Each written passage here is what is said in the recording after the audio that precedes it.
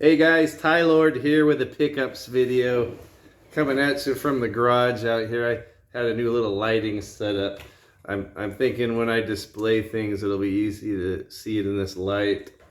Nice little atmosphere going on. Um, anyway, so found another bunch of really good movies I found for like under $10, and then a couple more movies and games on top of that. I want to start off with a package I got from my buddy Retro Tiburon from the Retro Wave podcast. Check out his channel and his podcast. I was actually featured in his last podcast about 80s action movies. Anyway, but I'll show you some of the goodies he sent me. First, he has some custom coasters. There he is, the Retro Wave podcast with the shark there, the Hulk Hogan wrestling buddy, and the cerveza. What does he have there? Oh, he has an IPA, yeah. Yeah, he likes the IPAs. Okay, so I'll get to the games first. These are the only two games in my pickup. These are two ones. This guy finds some good deals by way of yard sales or Facebook or whatever. I know he's up there finding some good lots with the best of them. I should go out and hunt for games more. He's been nailing it, but he found a couple of games and I requested them. Nothing special, with stuff I wanted to have in my collection. I'm a fighting game fan. And I did not have Mortal Kombat 3. I saw that in one of his, a big lot that he found. I forget if it was on Facebook or a yard sale or a offer up or whatever. But anyway, Mortal Kombat 3. I never had this on Super Nintendo. I went straight from 2 on Super Nintendo to 3 on PlayStation 1. And I thought it was pretty lame because of the loading. And every time Shang Tsung would morph into a different guy, there would be loading. This one doesn't have it, and I guess I never played this. I didn't realize it doesn't have unlimited continue, so I can't even get to Shao Kahn on this. So I got to practice it a little bit more. Mortal Kombat 3, it looks fantastic and plays fantastic on Super Nintendo. I never hear too many people talk about this. It's always Mortal Kombat 2 or Ultimate 3. This is a nice looking, nice sounding, nice playing game. Good to have in my Super Nintendo fighting game collection. I'm getting quite a few of them. Speaking of 16-bit fighting games, the other one he sent me was Super Street Fighter 2 for Sega Genesis. I played this all the time as a kid on Super Nintendo. Later on, I got it on Genesis. This is actually a second copy, but I want to have a beater copy out and have my other one up on the shelf. I play this game all the time. I was kind of a Nintendo fanboy, so I just assumed that the Super Nintendo version was better of this. It looks and sounds a lot better, but when you get down to it, this actually, I think it's like 4 or 6 megabyte or megs bigger than the Super Nintendo one, and it shows because it actually has like the cutscenes or the video still, or the picture stills, like the arcade endings of each character on the game, and it actually the announcer says round 1 fight, round 2 fight. There's like more voices on this. I don't know why the Super Nintendo left that out. That's kind of a big part of Street Fighter. Round 1 fight. That's not in the round 1 fight, how it sounds in this one, but it's not in the Super Nintendo one. Another thing, what I always liked about this game at the arcade that kind of impressed me was the music would continue playing between rounds. And the Sega Genesis one does that. The round will end, but the music will keep going. On the Super Nintendo one, the music stops. So I don't know if that's processing power or just because has more mega power or whatever. Yeah, but this is the best one. I actually beat this on the hardest setting yesterday without losing a round. I don't think I could ever do that on the Super Nintendo one. Maybe I could lose one round. This one is so nice to play with that 6-button controller, and Yeah, I love this game. I can't have enough of these. Street Fighter 2's super. This is probably my favorite fighting game, Super Street Fighter 2. And then he sent me this. I hate to put it in here because I haven't watched it yet. Hangman, um, inspired by true events. Who you fear is already inside. Hangman. I don't know if it's a home invasion movie or found footage. Someone living in the attic and terrorizing this house or whatever. I haven't watched it yet. Nice Blu-ray though. He usually finds movies I like. He turned me on to, I think I mentioned this one before. He turned me on to Reflections of Evil. what a trip of a movie. What an interesting movie that is. Anyway, so that's it for the Retro Tiburon package. Now I'll get to my other finds.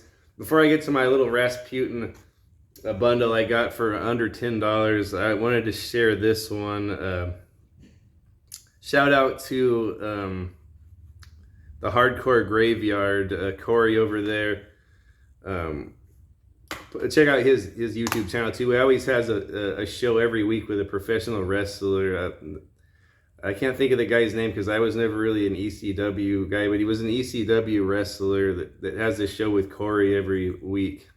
But Corey's interviewed so many awesome like action movie stars and directors and stuntmen over the years. So go check out his channel. I've learned so much from his channels with the interviews with all these stunt guys and martial artists.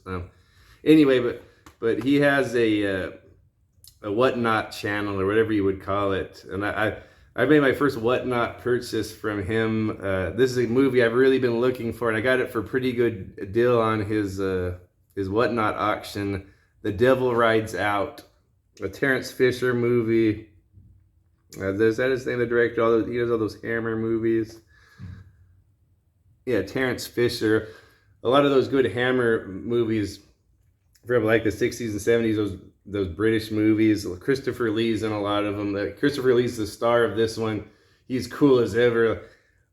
This is a pretty kind of weird, disturbing movie about Satan worshippers. And Christopher Lee and his buddy, I can't think of the actor's name that plays his buddy.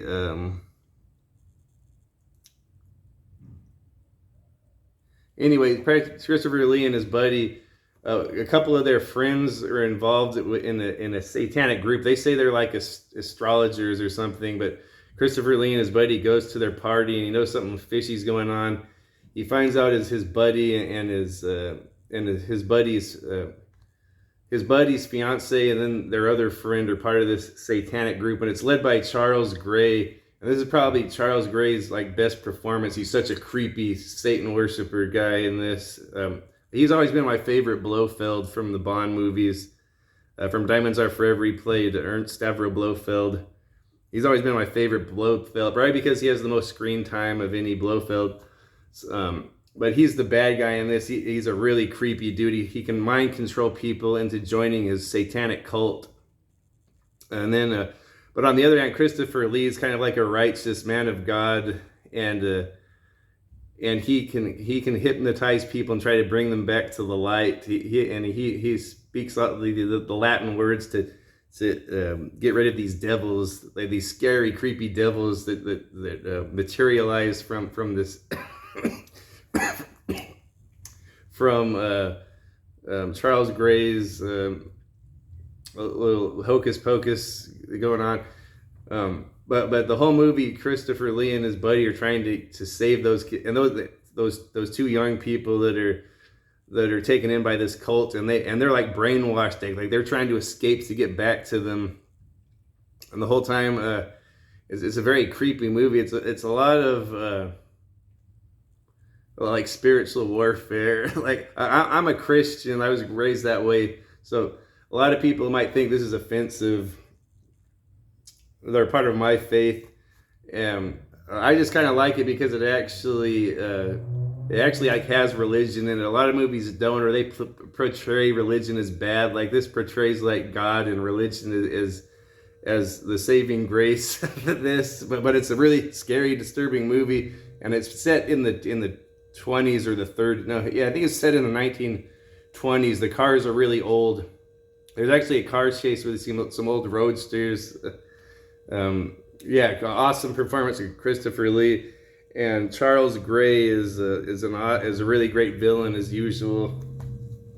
The Devil Rides Out. Yeah, thanks again, Corey, for selling that to me or offering that up in the auction on Whatnot, because this is one I've been looking for. There's a copy at a store near me, but it was way more than what I got it for from Corey. Okay, now on to the Rasputin's pickups. I got a big pile. This is all good stuff. This was all under $10. Shut up, Tyler. This is trash. What do you? Anyway, I'll start off with this one. This one probably no one cares about it but me. Death Warrior with the man. I really am a big fan of this Hector Echavarria. He's an old kickboxer that does movies now. He's a pretty good actor. I can't remember what nationality he is. I think he's Venezuelan or something, or I can't remember. South America, Central American background, but he plays an MMA fighter in this, and he fights with all the best MMA fighters at the time. Quentin Rampage Jackson, Keith Jardine, Rashad Evans. What else? Yeah, very lured. So he's like kidnapped by. This is a typical plot, like these type of movies I love. He's kidnapped by this guy that puts on fights between all the best fighter, and rich people bet on them, and he does it online or whatever for all these rich people to bet. So he kidnaps all these best fighters and has them fight to the death. And the main bad guy is I think his name's Nick Mancuso. Now he's like the most underrated actor ever, and this is like the most underrated performance ever. The bad guy in here, Nick Mancuso, like he's just a crazy wacko. Like he brings 100% to this role. And he even has a fight at the end with the main guy. Like he has a sword. He's just a nutty character. The guy, the ringleader of all this silliness. But Hector Echavarria, I like a lot of his movies, like Los Bravos and Chavez. I think it's called Chavez. Another one where he plays an MMA fighter. But he's kind of like one of the. He's probably older by now. He's probably older than I am. But probably in the 2000s, he was doing stuff like probably Van Damme or Don the Dragon Wilson would have done in the 90s. But cool movie. And I like all these fighters in here, and they all have like gruesome fights to the death. This is gonna take forever because I love all these movies. Check out this for 99 cents. Darkman. Sam Raimi's Darkman. With Liam Neeson is in here. Kind of a revenge story. The guy gets mutilated and burned, and all of his life work gets destroyed by mobsters or whatever. And he comes back and takes revenge on them. He's deformed, or he's mutilated, and I don't think he feels pain anymore. Like all of his nerves have been destroyed. He's been burned up, and his face is all burned off. But he comes back and gets his revenge on all of these guys that did him wrong. So, and this is a rated R movie, I believe. Yeah, everyone is, what's that new movie? Doctor Strange is so awesome. It's like a horror movie. That's Sam Raimi also. I still got to see it. But this is like an actual rated R comic book movie. Like back in the 90s, like everyone's all crazy about comic book movies now and how awesome they are. Oh, Doctor Strange is so scary. Like this was a rated R one back then. I don't know if it's highly praised or not, if it's a cult classic, but yeah, Sam Raimi directs it. So if you like his stuff, I would recommend this. I think even Bruce Campbell has a little role at the end. Okay, on to I know Tight White's really been into the Ice-T movies, the crappy ones. He's been in a few good ones, but a lot of so-called bad ones. I don't think they're so bad. I think like he just does favors for his friends that like to make movies. So, um, anyway, Ice-T triple pack. It has Stealth Fighter. It's like a Navy movie. I haven't seen that one. It's got Ernie Hudson and Costas Mandylor. And then Body Count. I hear that one's not very good, and I'm not really interested in watching it.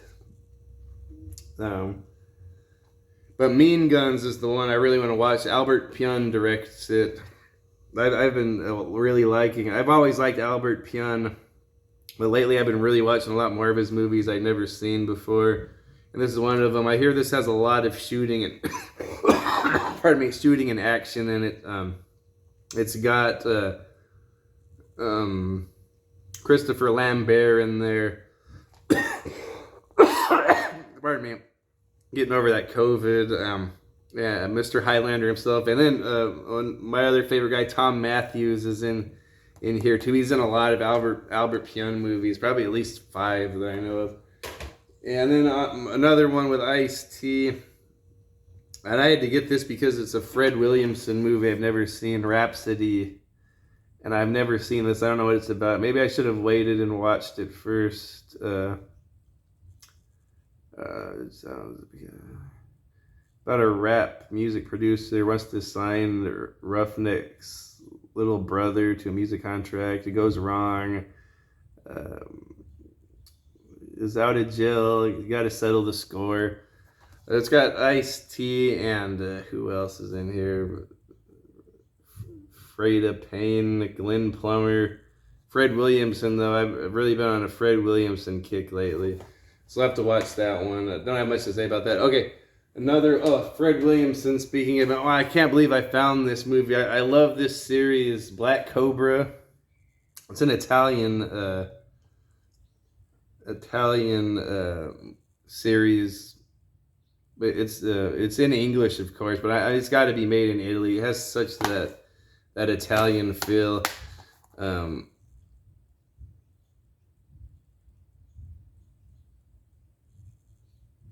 It's saying it's a zombie movie on the back. Oh, maybe the name of the gang is.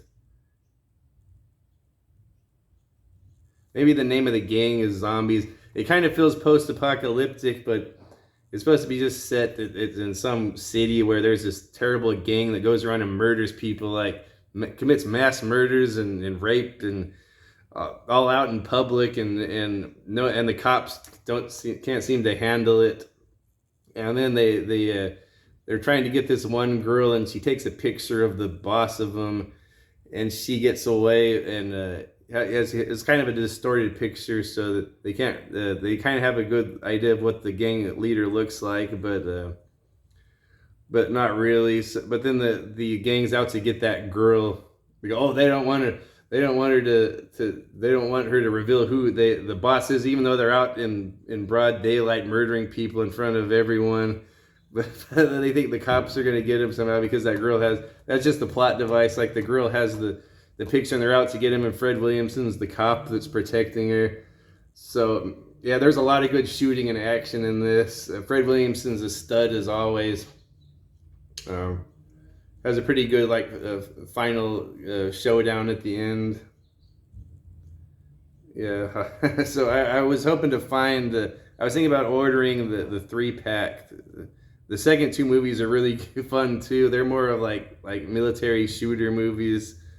I kind of wanted to order a pack off of eBay, and then there's a part 4 of this that I can't find anywhere. It's called Detective Malone. The guy he plays is called Robert Malone. There's a 4th movie in the series called Detective Malone, and I can't find it anywhere. It's on YouTube, but it's in another language, so I don't even know if that exists in English. But I like Black Cobra 1, 2, and 3, and I got Black Cobra here for $1. Wonderful. David Lynch movie, Mulholland Drive. Really, really, really weird, disturbing movie. These 2 hot girls, and there's a lot of hot girl-on-girl action. I don't know if it's just because David Lynch is kind of a perv, or it's some kind of artistic thing. Anyway, but it's what's her name? Naomi Watts is in here. It's sort of like a noir type movie.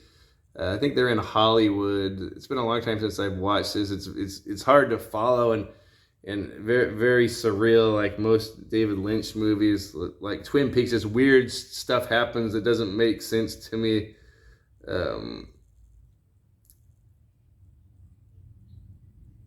Yeah, really, it was really entertaining. Like you can't take your eyes off of this this movie. I wish I had more description of the plot, but try to make what you can out of it. Okay, and then more of my shark movies. I just found Shark Attack three-headed Shark Attack, and now I found a pack that has two-headed Shark Attack with Carmen Electra, Brooke Hogan, and Charlie O'Connell. Pardon me. I've seen that one before. It's really crappy, but I collect shark movies, even bad ones. Mega Shark versus Crocosaurus. I've seen that one. Oh, Jaleel White's in there. Yeah, I've seen this one. Yeah, that one's not too bad. It's kind of fun. And then Shark Island. I've never seen that one. A group of strangers find themselves isolated on a wealthy madman on his island compound. They are forced to hurry a gauntlet where they must survive, or they must face a horrifying gauntlet where they must survive a barrage of deadlier species of shark. That sounds a lot like that movie Shark Week. I wonder if it's the same movie. That sounds fun, like surviving the game combined with sharks. All right, very cool. Or the most dangerous game. That's one of my favorite little old short stories. Okay, and then I got to finish with these two. Great deal here. I found. I already had the final conflict or whatever it was, the second part of the miniseries, but I didn't have this the original miniseries, and this is sealed. It's kind of damaged there, but. The wrapping, but this was sealed for $1. The miniseries. I love this miniseries with Mark Singer. Really cool. Yeah. Mark Singer. Yeah, the Beastmaster's the main guy in here. It's got a lot of little parts. Like I think it has. Like Robert Englund has a little part in here. He plays one of the aliens, like one of the aliens that ends up helping the humans. Very cool though. And then the last one, I had to pick this up for $1. The complete first season of Magnum P.I. with Tom Selleck. I gotta get that sticker off of his handsome face. Look at that, for $1. Tom Selleck and Magnum P.I. This is one of my favorite shows from the 80s. So I got to admit, I haven't watched the entire season. Like I can't really do these series that are like 8 seasons with all these. Like it's just a little bit too much for me. But man, every episode of this was classic. I love these type of shows. They don't really have them much anymore, where each show is isolated, like its own little story. They could tell a nice story back then in just one episode, and every week you got one of them, a murder mystery or some kind of mystery. This guy's a private investigator that helps out people that have a problem. Usually they're hot young women. There's always a hot girl he hooks up with in every one. That's one of his clients. And then this is his buddies, Higgins and TC, and what's his other buddy's name? I can't remember. The white guy buddy, and then TC, the helicopter pilot, then Higgins and his 2 dogs, and the cool red Ferrari.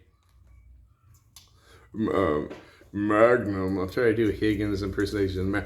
Magnum. Lord Master specifically stated you only have Ferrari privileges, not wine cellar privileges. I can't really do that. These guys hilarious. They're always going back and forth like they're little kids. Always cool adventure. yeah, I love this show, Magnum PI. That's probably all I need is the first season.